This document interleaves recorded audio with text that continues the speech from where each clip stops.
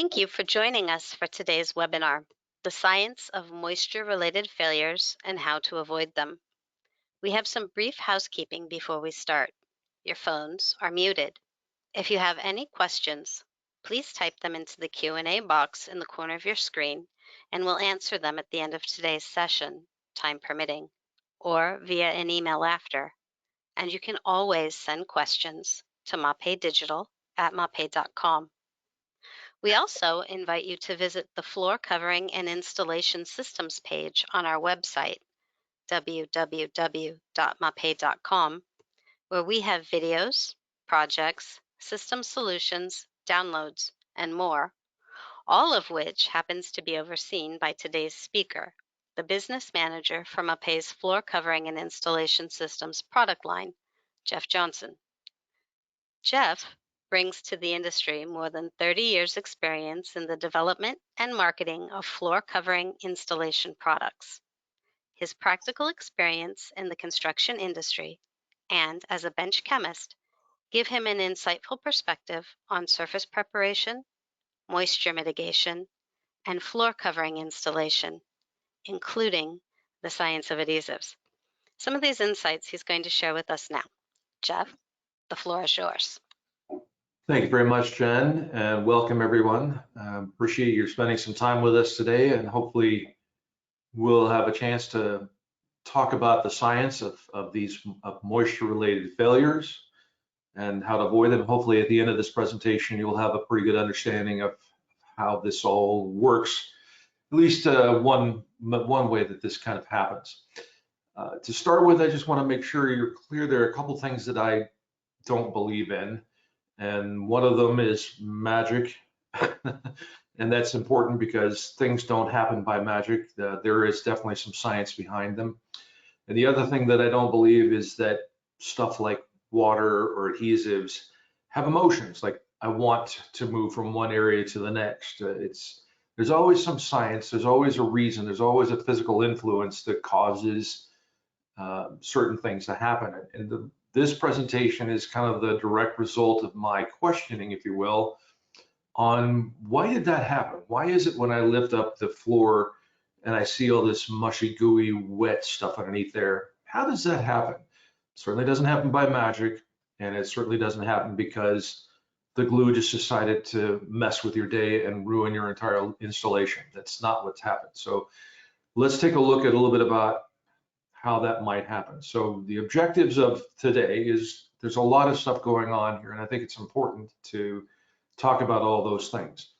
We're going to talk about the process of coalescence. We need to understand how adhesives work, and particularly in this case, we're talking about adhesives for that massive floor covering category called luxury vinyl tile.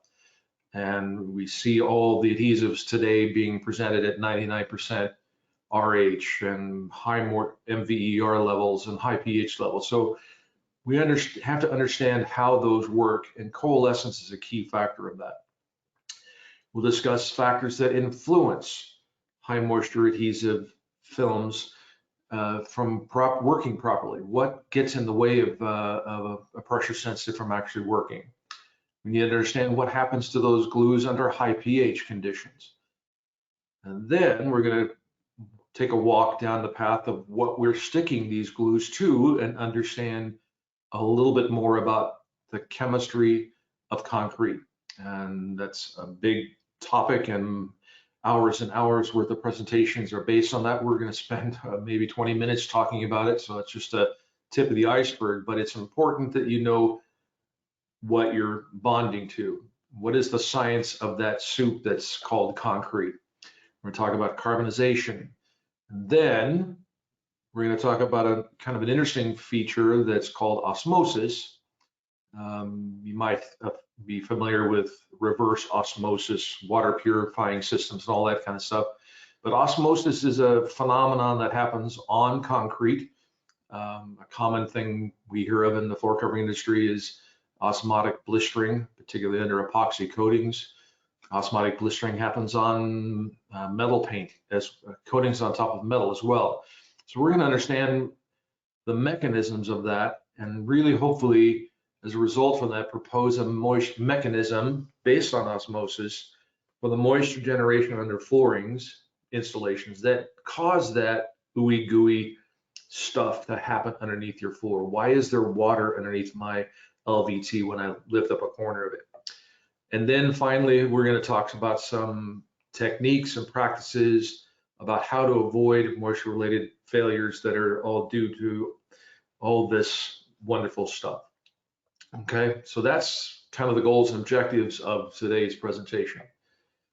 So we're going to start off with the glue, the discussion about adhesives, how they work. And we all, for the most part, we're talking about water-based adhesives, and they all are all based in common on a latex polymer. In the case of LVT installations, we're dealing with acrylic, latex, pressure-sensitive type polymers. And what those latexes are is a suspension, if you will, of a polymer micelle, like those little red dots you see on the right of the screen, coated with some sort of a soap or surfactant that allows them to be dispersed into a water solution and stay in kind of this suspension. Practical examples of what a latex might be is mayonnaise, for lack of a better example. Mayonnaise is a combination of oil and water and vinegar and egg protein, I believe, all of which allows you to get that oil into suspension, into water, so that you can have kind of a blend of it. And when the water evaporates, then all that goodness settles out. So the same thing happens here with a latex. When you open it up to the environment and allow the water in that latex to start to evaporate, those micelles, those polymer bubbles, if you will, start to bump against each other and start to melt together. And that begins that skin formation. So what we need to be aware of here is that once you start developing that skin on the surface of a latex, it creates its own kind of moisture barrier, if you will, that kind of wants to inhibit the water at the bottom of that layer from escaping off the surface. So this is called flash skinning or flash curing of an adhesive, especially if you ramp the temperature up and lower the ambient RH. If it's 90 degrees Fahrenheit and it's 15% relative humidity, you have a very big chance of flash skinning a latex, and it's trapping moisture underneath that skin.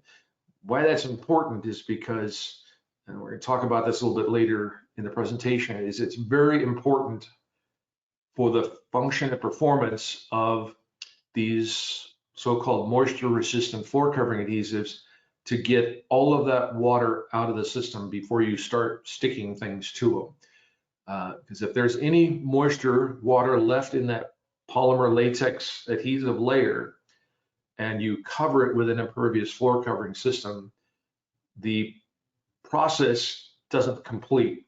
That means that it could actually go backwards and come back to a latex form or a softer, gooier form. So it's extremely important in the application of pressure sensitive adhesives, especially ones that are claiming high moisture resistance, to make sure they are completely clear, translucent. There's no white left in the trowel ridge lines to make sure that all the water is gone. Again, so once this thing is completely coalesced, you wind up with a clear or translucent film that is essentially water resistant or not waterproof per se. In some cases, yes, waterproof, but water resistant. So it's extremely important for you to make sure that everything is completely dry. This is why things like house paint works. House paint is a high glass transition temperature acrylic latex. The only difference between that and one of our pressure sensitive adhesives for LVT is the glass transition temperature. It's just a lower version that makes it stickier. You don't want to paint sticky stuff on your house, trust me, bad idea. But both of them work the same way. They're As long as they're allowed to cure properly and dry to completion, they become very moisture resistant, very water resistant. You don't see your house paint melting off after it's been allowed to cure, but you got to pay attention to the recommendations for house paint, that you got to make sure it's completely dry before 6 hours, 12 hours, 24 hours before exposure to rain or water. That's all written on the packaging. Because for the same reason for floor covering adhesives, if there's any moisture left in that paint or that adhesive and it becomes exposed to more moisture, it will wash off. And that's not a pretty picture either. Okay. So what kinds of things other than residual moisture interfere with the coalescence of these acrylic polymers to help them cure out? One of them is freezing, or temperature rather.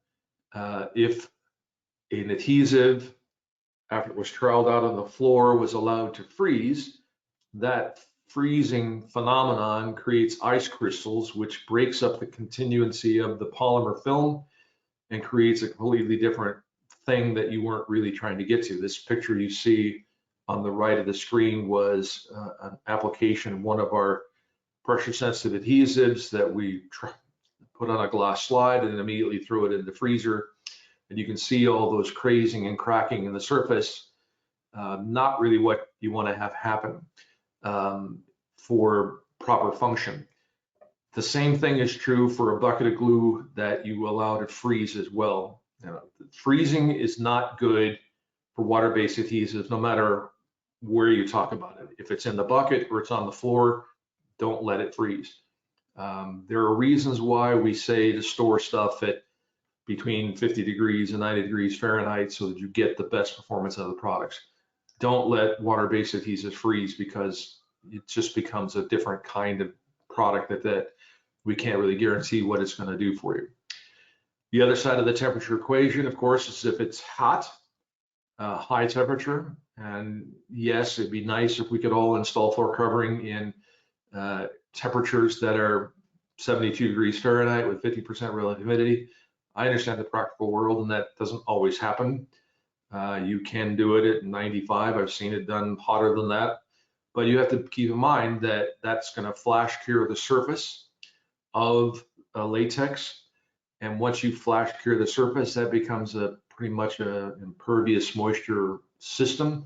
That's going to take actually longer to dry to make sure all that water is out. It's the film prevents that moisture from leaving.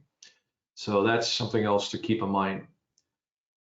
Obviously, another thing that interferes with coalescence, just as I mentioned with that house paint, if you don't pay attention, you paint the house, 3 hours later a thunderstorm comes up and covers your house with water, chances are that that paint is all going to wind up on the floor somewhere because it didn't get a chance to properly coalesce. The same thing is true for floor covering adhesives. Moisture on the early phase, while they're still wet, is going to cause them to thin out, spread out. It's kind of hard to see in this picture, but this was a similar situation. We troweled a pressure sensitive adhesive on a glass slide and immediately misted it with water. You can kind of see a milky film that's kind of gone off to the right and left of that system. That's going to essentially dilute the entire system. And again, you're going to wind up with something that you didn't really pay for. It's reducing the solids, it's reducing the performance attributes of the product and causing it to spread out. Where does moisture come from in a floor covering installation of glue like this?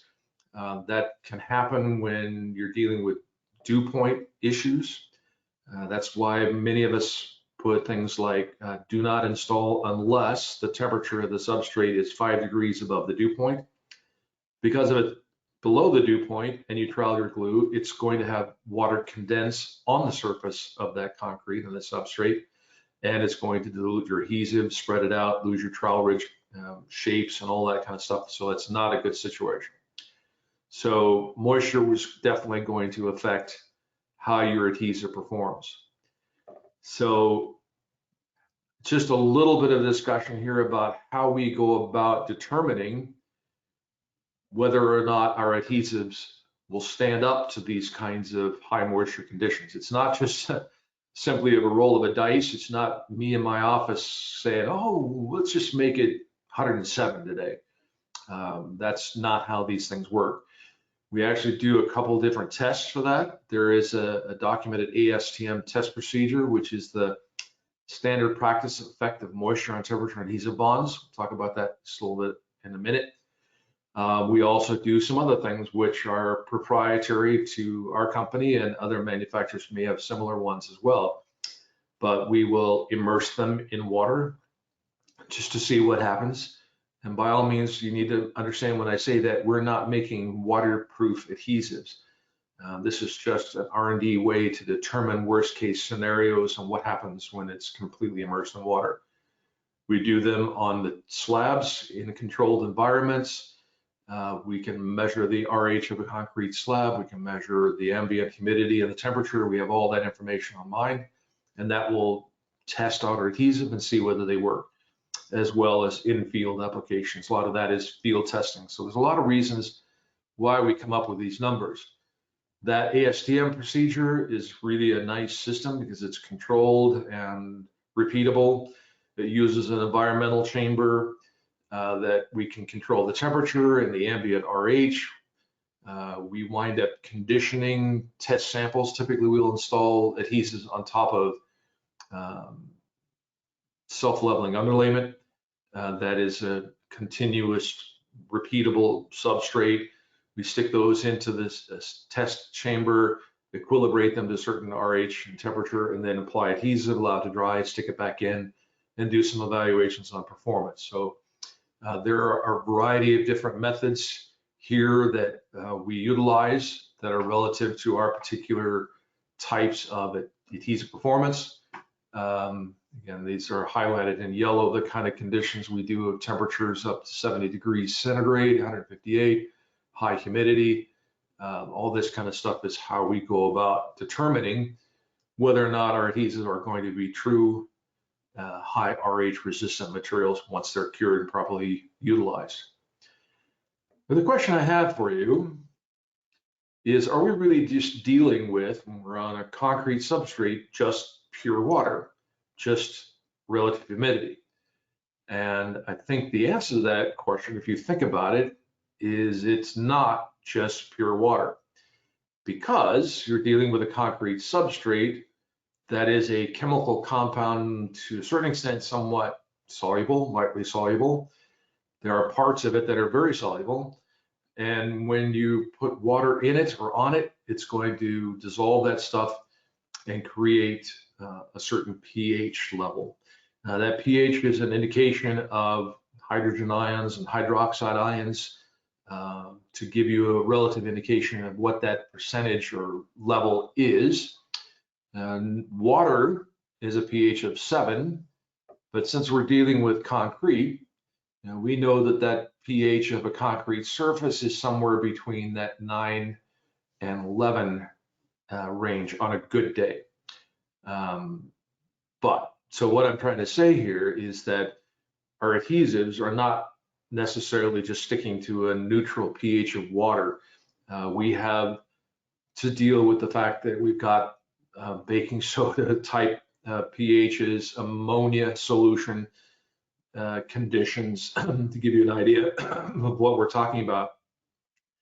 And glue has to perform under those kinds of conditions, has to perform not only at high levels of RH, but at also high levels of chemical composition as well, high levels of pH. So I'm going to give you a couple examples of what we do at MAPEI is determine a pH resistance when we do our water immersion testing.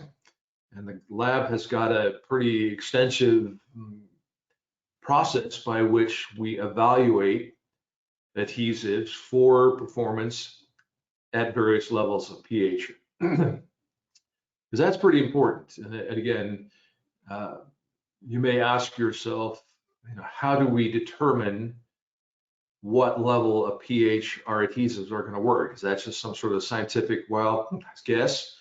or is there some science behind it? And this is the science behind the definitions of how we figure out things work or not. So when we do this water immersion testing at various levels of pH, our technicians are looking for whether or not the film whitens, it bubbles, it gets weak, it swells, it delaminates, it curls, it does all these kind of things. Obviously, what's important is the consistency of the film. If it gets weak, that's really not a good situation for high performance adhesives to do in high moisture, as well as bubbling, followed by delamination, followed by film. So here's an example of some tests that were done on a couple of competitive adhesives or adhesives that were so-called high moisture resistant systems. And you can see how the lab has looked at them. This is just at a pH of 7. This is pure water stuck in these baths for 24 hours, 48 hours, 72 hours, and 7 days. And you'll see that one of these looks pretty good all the way out to 7 days. They believe that adhesive A is standing up pretty good to a water soak for 7 days, where adhesive B is kind of dropping off the chart. It gets a C, where adhesive A gets an A rating, if you will. Some comments here, and again, that's really, we're not making waterproof glue, so that's not a big surprise. You can see on the top of these films, above that white layer, what that adhesive normally looks like when it's dry. But you'll see what's happening here. So when we move that pH, those samples into a higher pH, a pH of 10, again, we're still seeing kind of the same performance ratings. That adhesive A still gets an A minus. There's one category at 7 days where it looked pretty bad, where on adhesive B, kind of all look the same. So between pHs of 7 and 10, things are pretty much okay. When we get into pHs of 12, we're starting to see some major degradation of the films, and things are getting from that A grade level down to C's and D's, and in a couple of cases they're F's. So pH definitely has a detrimental effect on adhesive performance in high RH conditions. So something very important to keep in mind.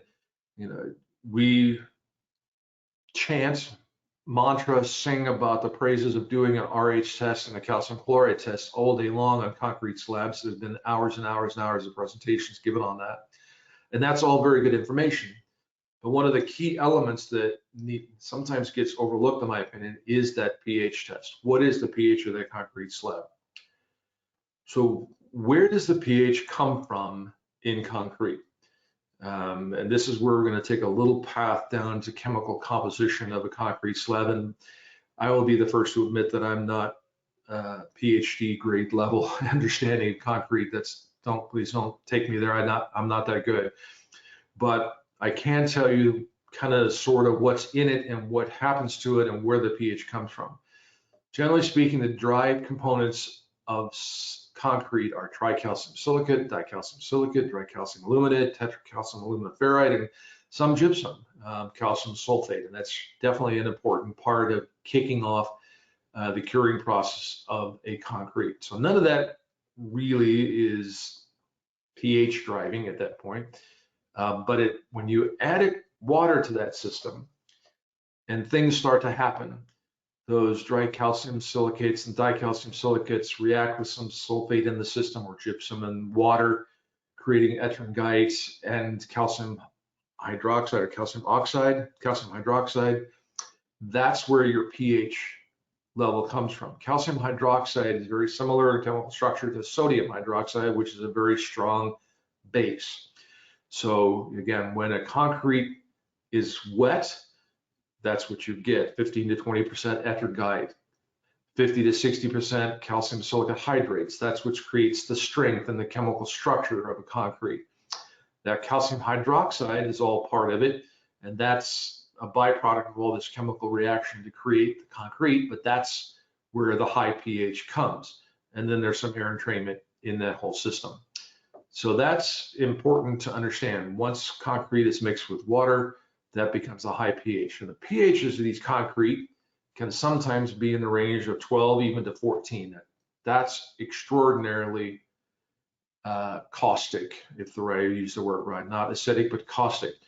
I don't really want to get into the details of this, but it's extremely important when working with concrete that you wear proper PPE, gloves and boots and all that kind of stuff. Because if you simply allow your hand and your skin to come in contact with it, you will get some massive burns out of it. The weird thing or dangerous thing about concrete is that it's insidious in how it burns you.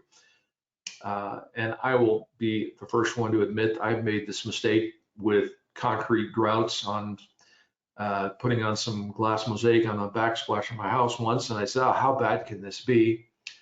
It was bad.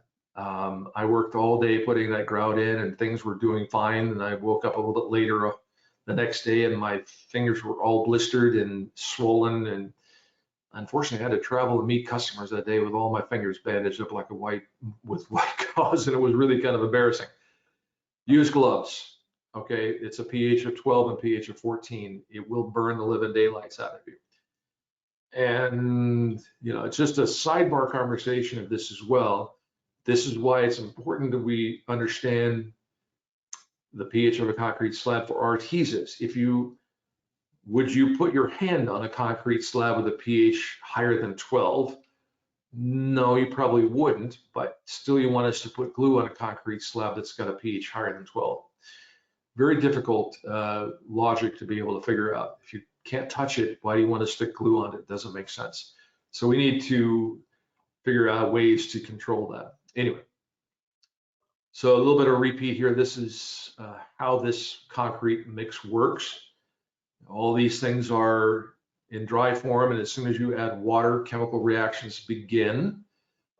And what's going on during that chemical placement process is that that process goes on, the calcium hydroxide is generated, and then you place it and you start working it into a smoother finish, whether that be with hand-done steel trowels or motorized steel troweling machines to make it smooth and flat. But what you're doing in the same process is creating a layer of concrete fines that are embedded with a whole bunch of calcium hydroxide. That's the yellow buttons on this point. So bringing all that water and calcium hydroxide to the surface is what causes that really high pH on the surface of the concrete.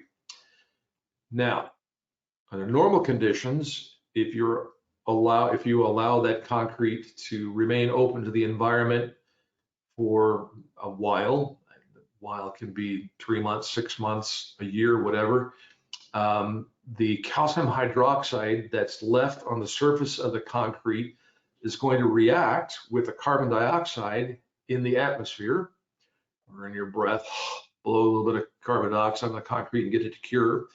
And that carbonization process creates calcium carbonate out of the whole deal.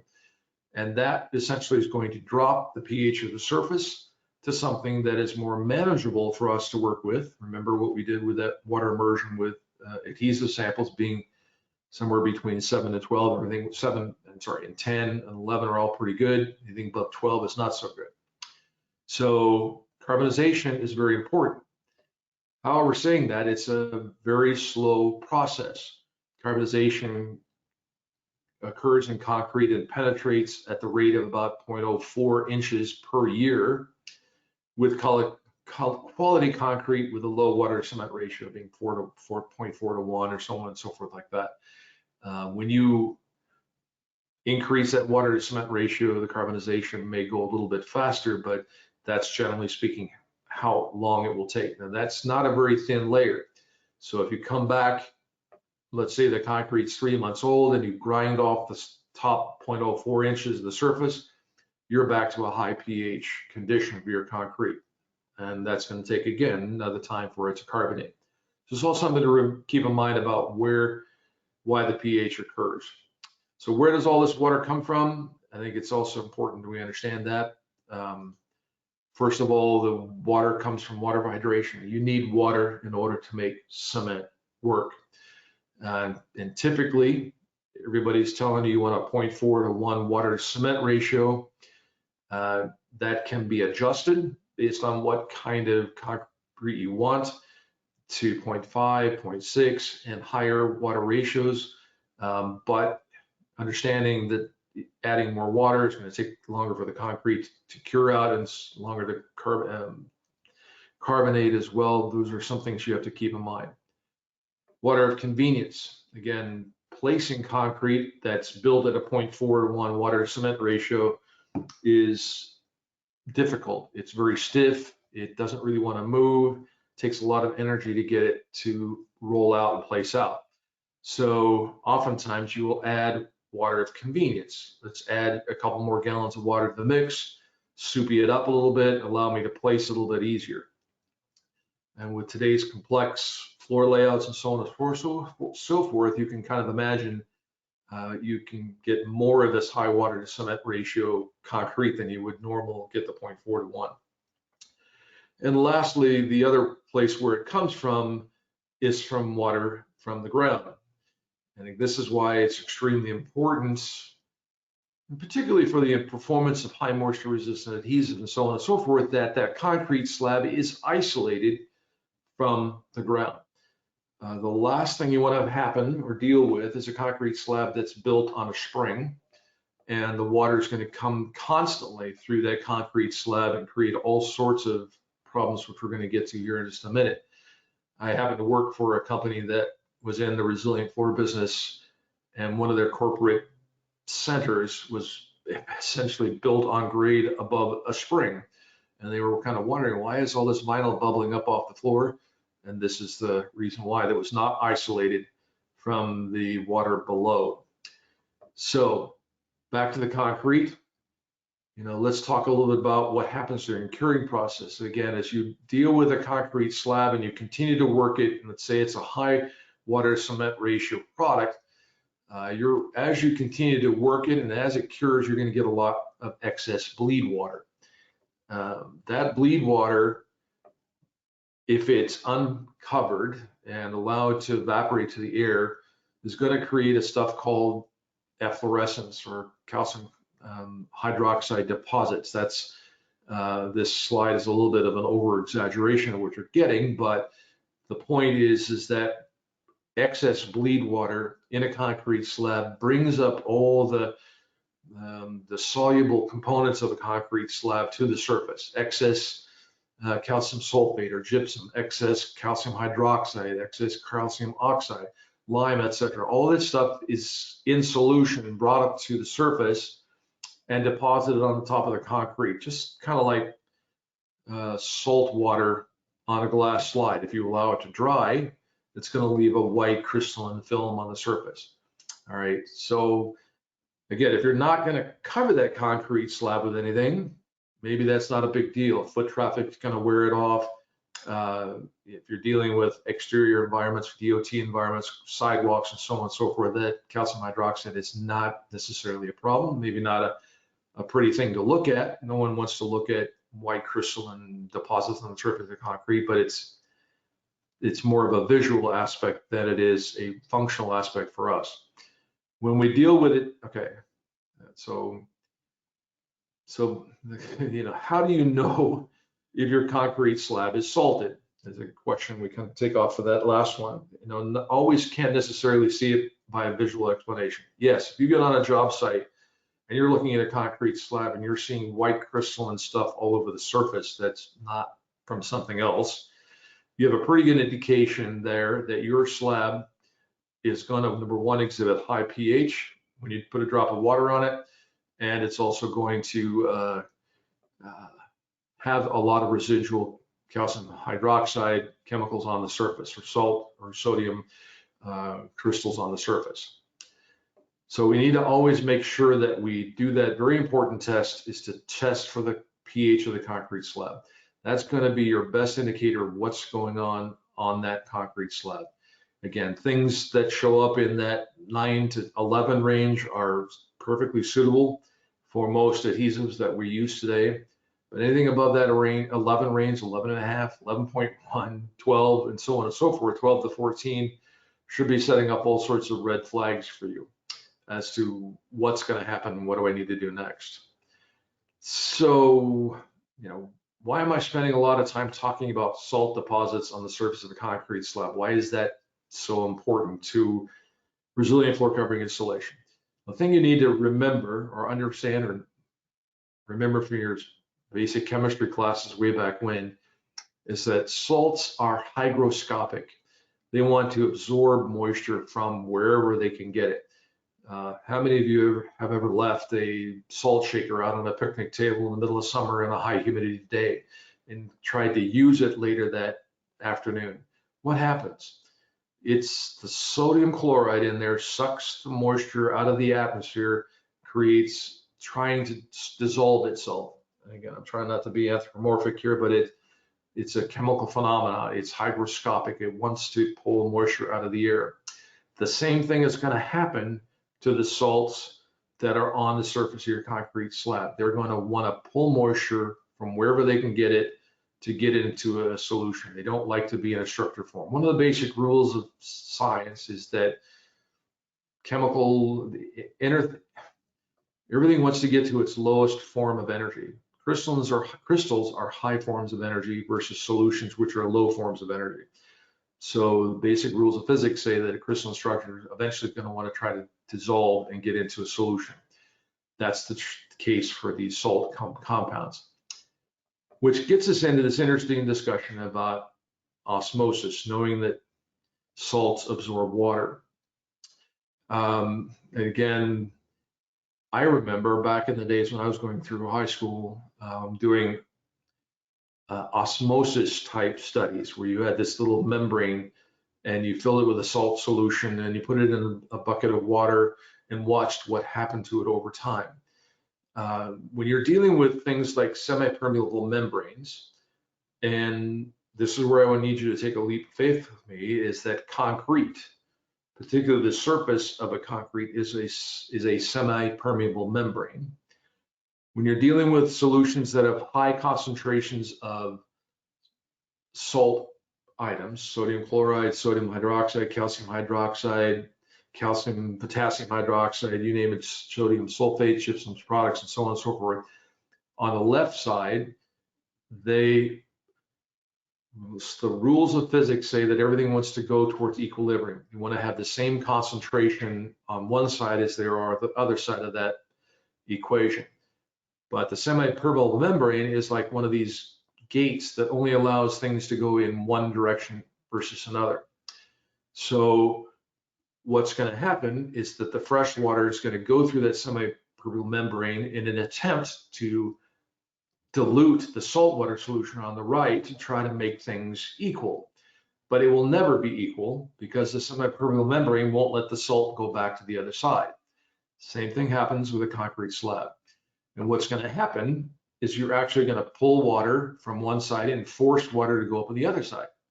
Now, hopefully I'm at this point when I'm talking about this, some lights might be going on in your head. A concrete slab, it's got a lot of moisture in it, high RH concrete slab. The top layer is kind of a semi-permeable membrane and it's loaded with a bunch of salt deposits on the top. It's going to try to, that whole system is going to want to try to continue to pull fresh water from the well, if you will, of the concrete slab to continue to dissolve the salts on the surface. And lo and behold, you start building large quantities of liquid on the surface of that semi-permeable membrane. So again, that's creates a salt pump. Now, osmosis, very important function in many of our medical environments.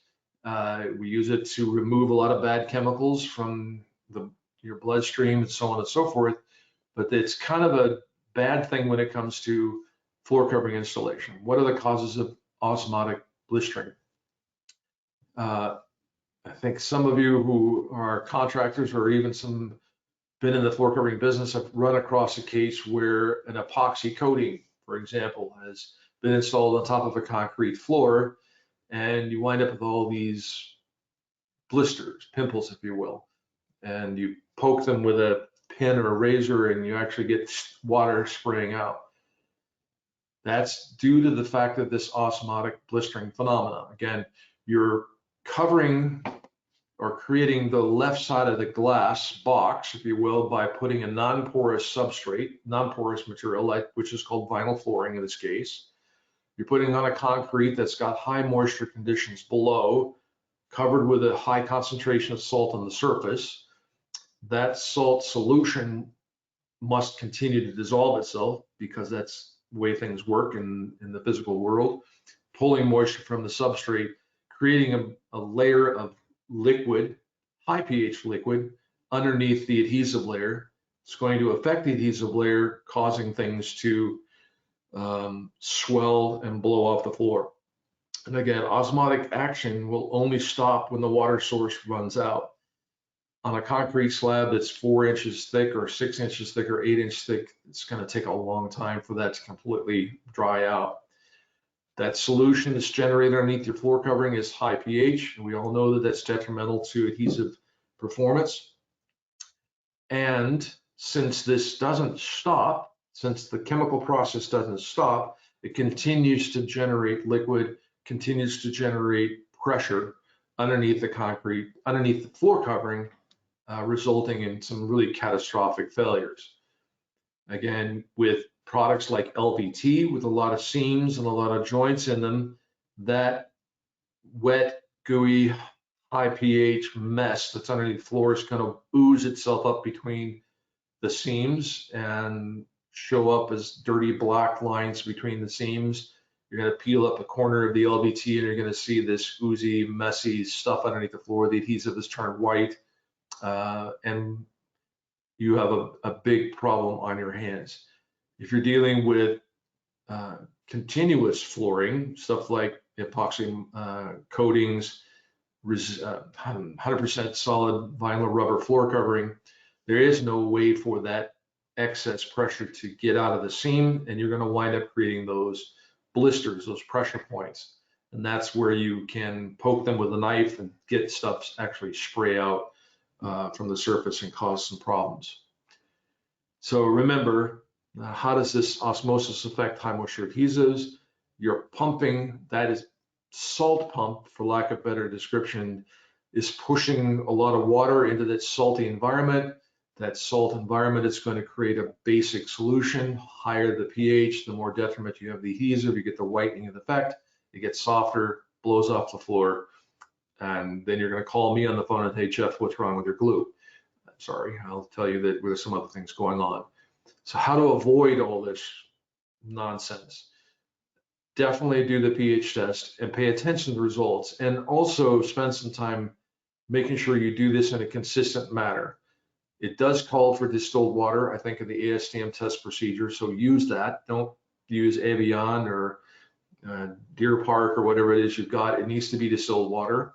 And watch your dwell time on this when you're doing the pH test. I think the standard calls for a 60-second dwell time. Don't wait for 5 minutes or 10 minutes, because the longer you let the water sit on top of the concrete slab, the more of the soluble material it's going to pull off, and it's going to give you an aberrant pH reading. But follow the instructions, 60-second dwell time, and do it consistently same time. It's kind of a mixed bag. The people I've asked who like the pH probes versus litmus paper.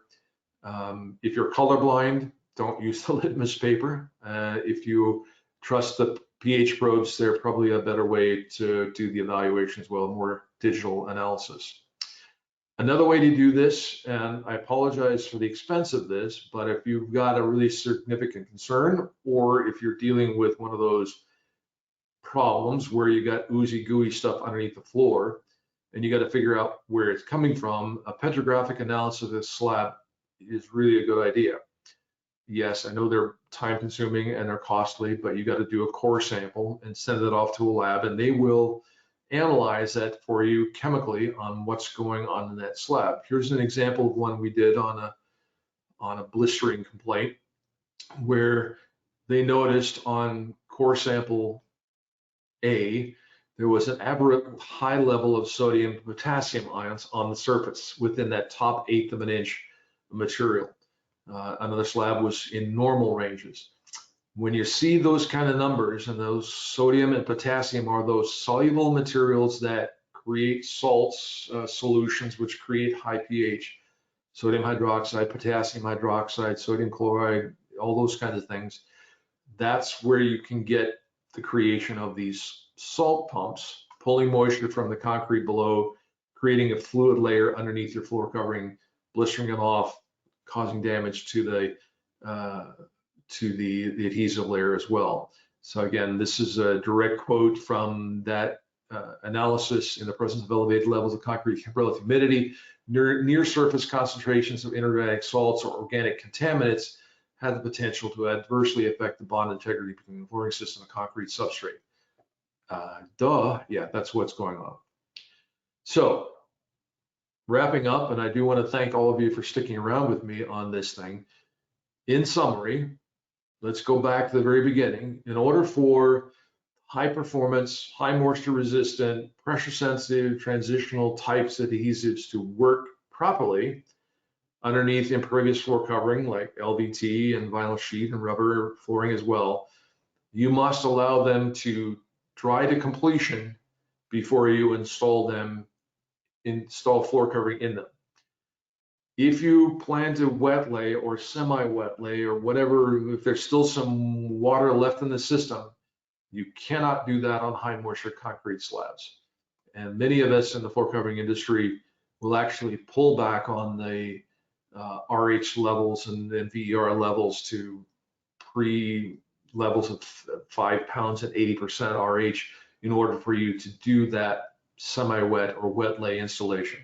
Yes, pressure sensitive adhesives can be used in a wet lay application, but the concrete must be drier than what you're dealing with in their pressure sensitive mode. Keep in mind that there are some elements that are going to affect that adhesive's ability to coalesce and be a proper high performance adhesive, and that is temperature. Cold temperatures is going to slow the drying process down. Hot temperatures can create that flash curing and trap moisture in the slab. Moisture content, whether it come from condensation or below or wet slabs or rain, will cause some effect on how they work. pH is definitely an important aspect of that. Acrylic adhesives, which are generally the work and trade of pressure sensitives for LVT, are affected by high pH. If you're putting them down on substrates that are higher than 12 to 13 to 14, heaven forbid, that high pH is going to cause that acrylic to hydrolyze, soften, turn into something completely different, and actually can make it wind up smelling an awful lot like fingernail polish remover or some ketone smell to it.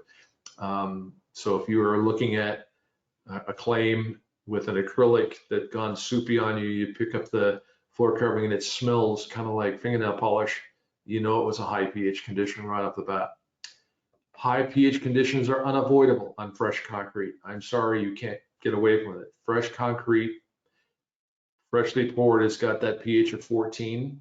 It's going to take months for it to get down to that pH of 11 to 9 range, which is the safe zone for most floor covering products. You want to get on top of a fresh concrete that's freshly poured and is 5 days old. I'm sorry, but you really kind of need to use like an epoxy moisture vapor barrier on the surface of that to isolate that hot slab and create a system on top of it that's more suitable for your floor covering installation. Don't do it on fresh concrete, it's dangerous. Excess bleed water or organic content or salt content on top of a concrete substrate on high moisture concrete does create the potential for osmotic activity.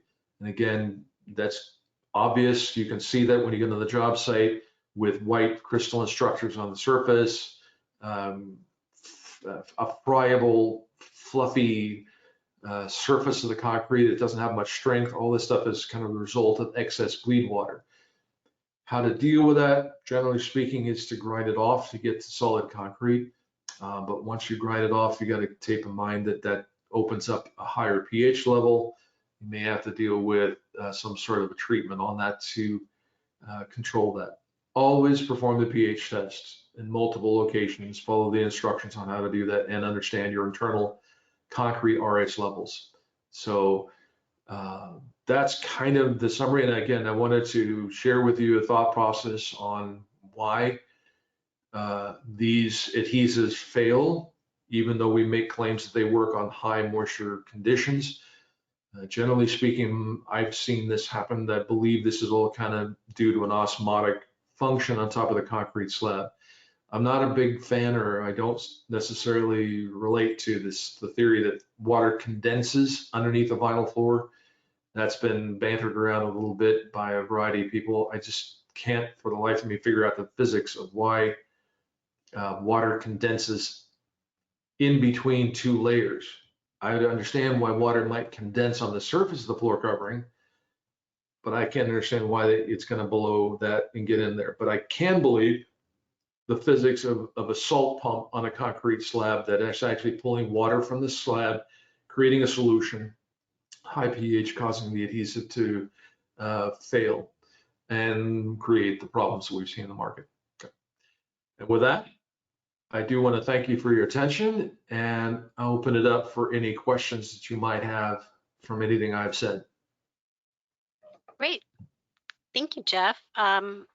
We do actually have some questions. The first one here, how do concrete additives impact pH levels? Good question. Concrete additives like integral silicate type concretes, even topically applied silicate materials are not necessarily going to change much in the way of the pH of the surface of the concrete. What those things do theoretically are create more of that calcium silicate hydrates to create a stronger theoretical, or fill in the capillaries of the moisture, fill in the capillaries of the concrete slab, reducing the moisture vapor emission rates theoretically. But I don't see them changing the pH of the concrete that much. What I do know, or what I am concerned about, are topically applied sodium silicates, potassium silicates, lithium silicates that are over applied on top of a concrete slab, leaving a residual of those sodium and potassium ions, which in the presence of moisture are going to create a salt solution, a high pH solution, and that does create a little bit of a problem for me going forward. But that's, I hope that answers the question, but that's my opinion on those things. Makes sense. If there are any follow-up questions to that, we'll wait a second and see here. Another question. Can you get osmotic problems on polished concrete surfaces if you plan on installing resilient floor on top of them? Yeah, that's a good question also. And I want to say that that's kind of related to the previous question. And Yep. many times polished concrete slabs use these densifiers on the surface.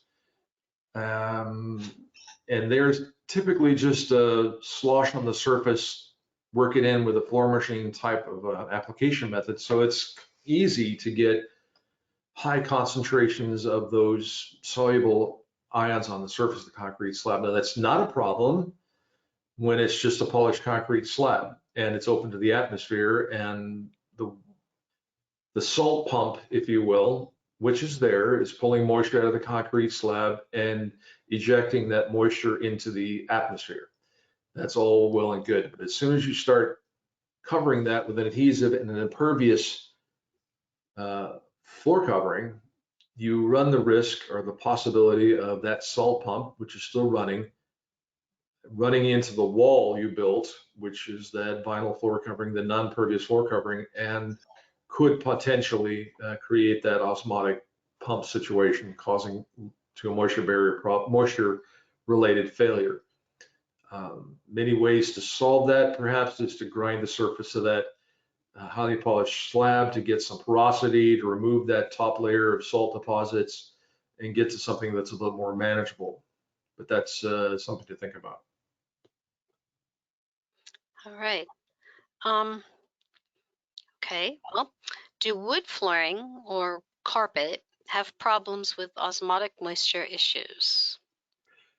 Yeah, Not necessarily so much. And the reason why I say no, it's not so much for them is those two products, I guess with certain exceptions, are breathable systems. Osmotic activity needs to work in a closed environment. It needs to have a cap on it, if you will. It needs to have an impervious layer, a glass sheet, an epoxy membrane, a resilient floor covering on top of it that doesn't allow any moisture vapor to escape. Broadloom carpet with action back, jute back, it's typically very porous and moisture can move through that relatively easily. Wood, it's possible that that occurs if you're dealing with um, urethane adhesives that are going to go on top of a concrete slab in a uniform layer. That can create the potential for that. But breathable floor covering systems typically are not at risk for osmotic blistering like solid resilient or epoxy floor coverings. Makes sense. Okay, another one. Why is ASTM F710 guidelines so important to resilient floor covering installation? Yeah, and I want to just say here again, remember that point that I said that osmotic activity won't stop unless the moisture is gone.